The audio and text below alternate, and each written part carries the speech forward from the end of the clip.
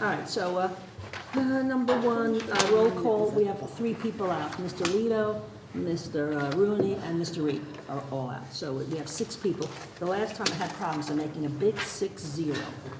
So every time I ask for a vote, 6-0. Okay, not like 9-0, 8-0. All right, I'm looking at the consent calendar. I have one comment in B. It's Victor Yancey. I don't think he would like victory. Yes, that is Okay. clearly a typo. Yep. Okay, Carol, so it's Victor Yancey. Any other comments? Otherwise, I'm passing the consent calendar. For communications, we have A through F. And any public participation? Anybody wish to participate in the public participation?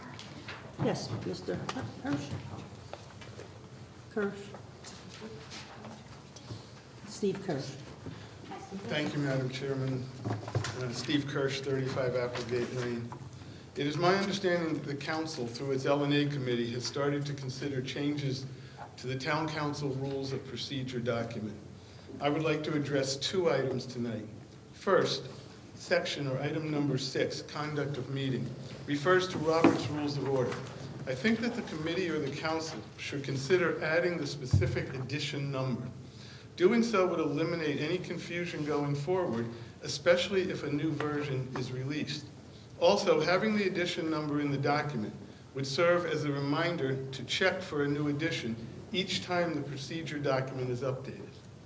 The second item is in section 3, order of business. The elimination of the second public participation is being proposed or discussed. I am against the removal of this item from the agenda, and I urge you to leave it in place. If you want to remove it, then I hope you would be able to explain what value or benefit is achieved by elimination of this item. How does removing it improve the functioning of the town council or its meetings? Maybe removing it reduces or eliminates some existing problem, but I can't think of any such problem. Let's be honest, the fear that it would be abused has not happened, nor has it added any significant time to your meetings. On the other hand, I would argue that there are actual benefits to having a second public participation.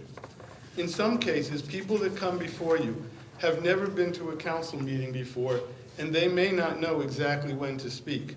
A second chance to speak for someone who sits through the whole meeting should not be too much to ask. For me personally, I use the time for 2 situations. The first is to address issues that come up during the meeting and which were not included in the handouts or presentations that take place during the meeting. Also consider the impromptu comments, questions, or discussions that take place during the meeting. How can any citizen speak to those issues during the first public participation? The second reason that I speak is to get clarification on something that was said or in some cases not said. For example, I will question how or where the public will be able to access a presentation or a document that may be distributed during the meeting. Lastly, consider that if you eliminate the second public participation, people will have to wait at least 2 weeks, and during the summer, maybe 4 weeks, before they will have a forum to provide you feedback. I think that if people are willing to sit through your whole meeting, the least that you can do is give them a chance to speak. Thank you for your consideration. Thank you. Okay, anybody else wish to speak publicly? Seeing nobody, there are no applicants tonight. So going on to action items. A, Town Council Committee on Finance, Education, Health, and Public Safety. We have not met since our last meeting. I believe we are waiting to have our new member appointed into the FEPS committee since the departure of former Councilman Condon. As soon as we do, I know that our chair is planning on scheduling a meeting. Okay, thank you. B, Town Council Committee on Planning and Zoning, Public Works, and Parks and Rec. Park and Rec continued with their discussion on advertising. When I say advertising, at any of the 5 concerts and any other activities they have, if, let's say, Swiss Army wants to put a sign up saying, you know, welcome to the concert sponsored by Victorinox, then that's what they're looking for. They're in the process of discussing it. They will eventually come to Town Council when they decide. They're looking to other towns, and at the next meeting, they're going to make much more of a definition. so that's it for me. C, Town Council Committee on, Tomorrow night. I beg your pardon? Meeting They're next meeting Monday. tomorrow night, Mrs. Martin said. Tomorrow. Town Council Committee on Legislative and Administrative Matters? Do you have anything? No. I know that they met and all the items that were discussed are on the agenda tonight, except for the rules of procedure, which is not, I don't believe they're ready to bring that to council yet. Savilar's here.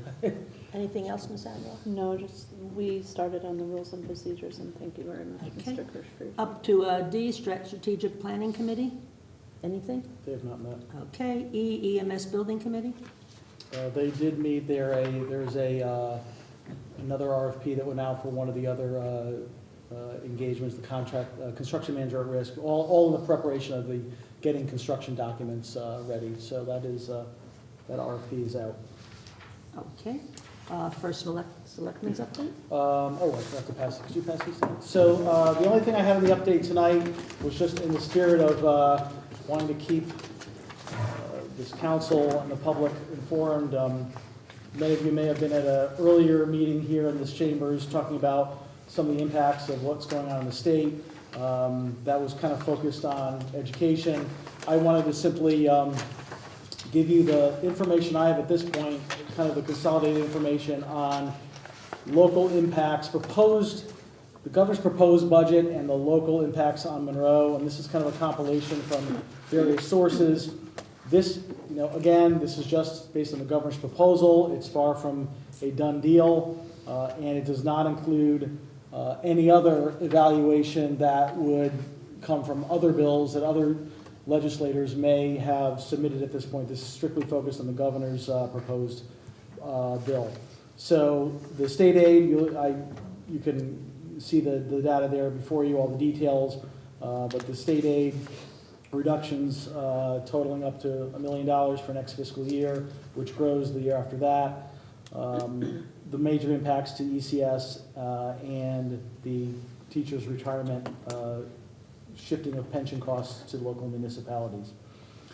There are other funds that we use quite a bit. We talk about in the budget process, municipal stabilization grant, town aid road and grants for municipal projects. Those are not changed.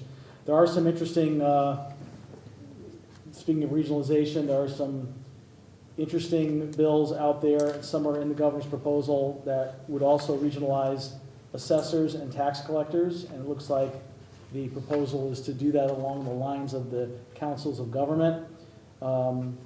Just as you might have heard in the earlier meeting here tonight, a lot of the language is a little bit nebulous, so it's really not clear how they intend to execute on such a plan, but it sounds like the intent is to have certain assessor functions be done regionally under the COGS, make the tax collectors appointed. In other words, we would no longer be able to have an elected tax collector, and then the merging of what other functions would remain between the local tax collectors and assessor's office. So again, it's somewhat nebulous.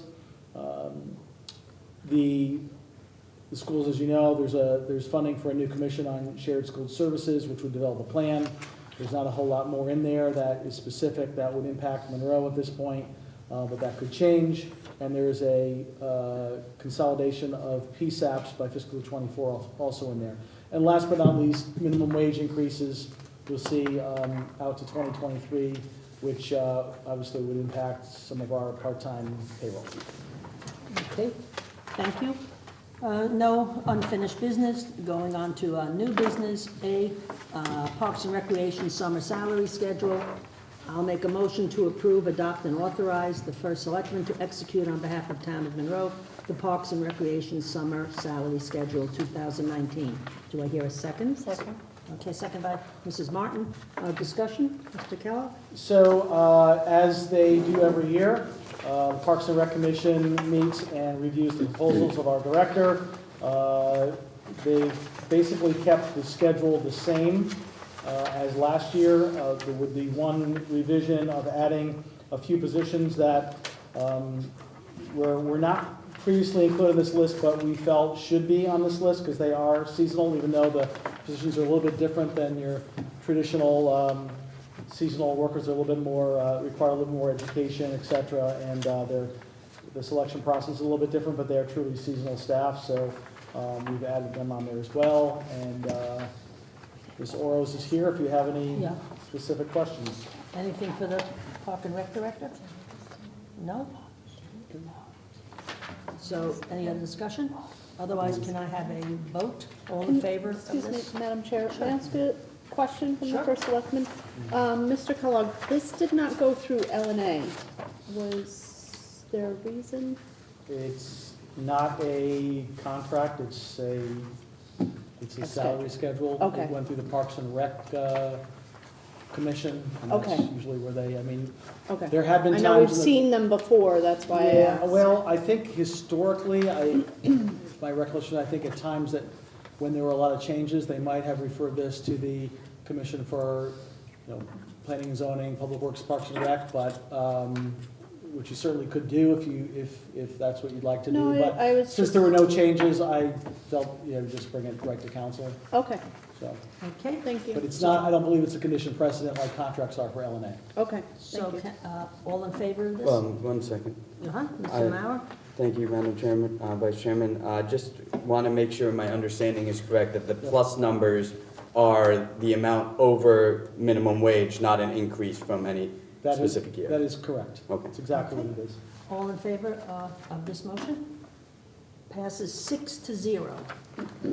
Going on to B, resolutions regarding the Wolf Park Summer Concert Series contracts. There's 1, the Bob Button Band, 2, Mia Finale and the Riff, 3, Separate Ways the Band, 4, Parrot Beach, 5, Under the Covers. So I will make a motion to approve, adopt, and authorize the first selectman to execute on behalf of the town of Monroe the 2019 Summer Concert Series artist contracts. Resolved that Kenneth M. Kellogg, for the first one, first selectman of the town of Monroe, is authorized to execute and deliver on behalf of the town of Monroe the agreement and any associated documents by and between the Bob Button Band for the 2019 Summer Concert Series at Wolf Park. B, resolved that Kenneth M. Kellogg, first selectman of the town of Monroe, is authorized to execute and deliver on behalf of the town of Monroe the agreement and any Mia Finale and the Riff for the 2019 Summer Concert Series at Wolf Park. C, resolved, I made these letters up just so we can see the 5 of them. C, resolved that Kenneth M. Kellogg, first selectman of the town of Monroe, is authorized to execute and deliver on behalf of the town of Monroe the agreement and any associated documents by and between Separate Ways the Band for the 2019 Summer Concert Series at Wolf Park. D, resolved that Kenneth M. Kellogg, first selectman of the town of Monroe, is authorized to execute and deliver on behalf of the town of Monroe the agreement and any associated documents by and between Parrot Beach for the 2019 Summer Concert Series at Wolf Park. And E, resolved that Kenneth M. Kellogg, first selectman of the town of Monroe, is authorized to execute and deliver on behalf of the town of Monroe the agreement and any associated documents by and between Under the Covers for the 2019 Summer Concert Series at Wolf Park. So any I need a second, first of all? Second. Second by Mr. Mauer. Discussion, Mr. Kellogg? Thank you. So, as you know, from last year, I brought these to your attention and for your approval last year, the similar concept. As with last year, you'll notice that the artists have their own agreements that vary considerably in terms of what they cover. So as last year, our town attorney prepared a standardized town addendum to incorporate the terms and conditions that were important to us. All those have been, that's obviously all been, actually, I think all the artists have actually already agreed, have already signed all the addendums. We sent them to them to make sure they were comfortable with them. I think they returned them signed already. So we are prepared to move forward, and I just want to, again, thank our Parks and Rec Director, Ms. Oros, for putting together another great lineup. She's done so at even a lower cost than last year. If you add these up, it's not quite a third, but almost a third less cost than we had last year. So I thank her for that. And unless there's any questions. Anything? Nope. No? So I'd like to vote on this motion. All in favor? Passes 6-0. Going on to lastly C, resolution regarding the state of Connecticut DPH, CT, WIZ confidentiality agreement. I will introduce the following resolution. resolution regarding CT, DPH, WIZ confidentiality agreement, and move for its adoption. Resolved that Nancy Brault, as Director of Health for the Town of Monroe Health Department, is hereby authorized to execute and deliver the State Department of Public Health CT, WIZ confidentiality agreement. Okay, so, discussion? Second? Oh, second, I'm sorry. Second by Mr. Mauer. Discussion? Yes. So the Department of Health requires this to be signed by basically the Director of Health, the individual that's running the clinic. This is very much connected to our vaccine program, which came before you in a prior meeting.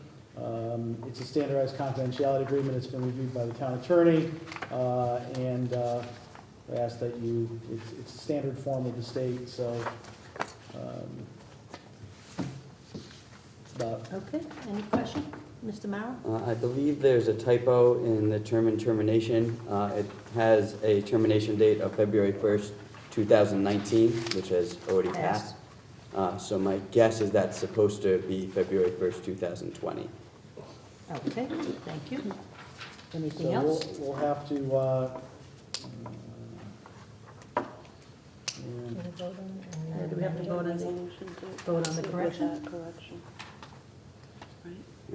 I move to accept the signing of this document with the correction as to the date in the termination. Okay, all in favor of? can I clarify your amendment? I obviously agree with the concept here. Are we comfortable leaving the date as to be provided by the state of Connecticut? I'm to be Because my provided. guess is they're gonna have something that they're not gonna wanna change, Right. but they just gave us the wrong date. To be provided by the state of Connecticut, whatever that date's supposed to be.